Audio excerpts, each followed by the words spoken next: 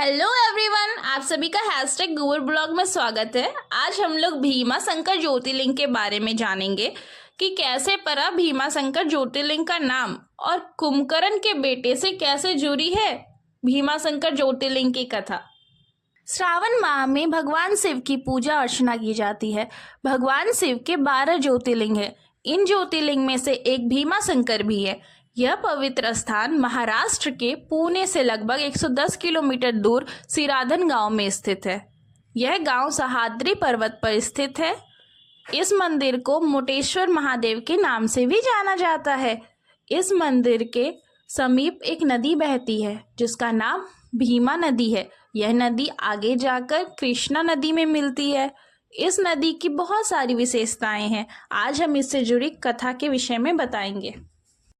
तो चलिए दोस्तों, अब हम जानेंगे भीमा शंकर ज्योतिर्लिंग की कथा। पौराणिक कथा के अनुसार रावण के भाई कुंभकर्ण को सह्याद्री पर्वत पर कर्कटी नामक राक्षसी से मुलाकात हुई।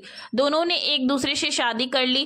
शादी के बाद कुंभकर्ण लंका वापस आ गया, लेकिन कर्कटी पर्वत पर ही रह गई और उसने एक पुत्र को जन्म दिया। कुंभकर्ण के इस पुत्र का नाम भीम था। राम ने कुंभकर्ण का वध कर दिया। हालांकि कर्कटी ने अपने पुत्र को देवताओं से दूर रखने का फैसला लिया। बड़ा होकर भीम ने अपने पिता कुंभकर्ण की मृत्यु का बदला लेने का सोचा। भीम ने भगवान ब्रह्मा की तपस्या करके उनसे ताकतवर होने का वरदान प्राप्त किया। एक राजा कामरूपेश्वर थे जो भगवान शिव के भक्त थे। एक दिन भीम ने राजा को भगवान शिव की पूजा करते देख लिया। उसने राजा को बंदी बनाकर जेल में डाल दिया, परंतु राजा कारागार में भी शिवलिंग बनाकर भगवान शिव की पूजा करने लगे। जब भीम को भी इस बात का पता चला तो उसने तलवार की मदद से राजा के बनाए शिवलिंग को तोड़ने का प्रयास किया, जिसके परिणाम स्वरूप भगवान शिव स्वयं प्रकट हो गए। भीम और शिव जी के बीच भयंकर युद्ध हुआ।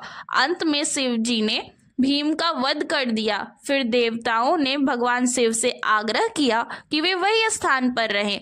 देवताओं के कहने पर भगवान जी उसी स्थान पर शिवलिंग के रूप में स्थापित हो गए। भीम से युद्ध करने की वजह से इस ज्योतिर्लिंग का नाम भीमा शंकर ज्योतिर्लिंग पड़ा।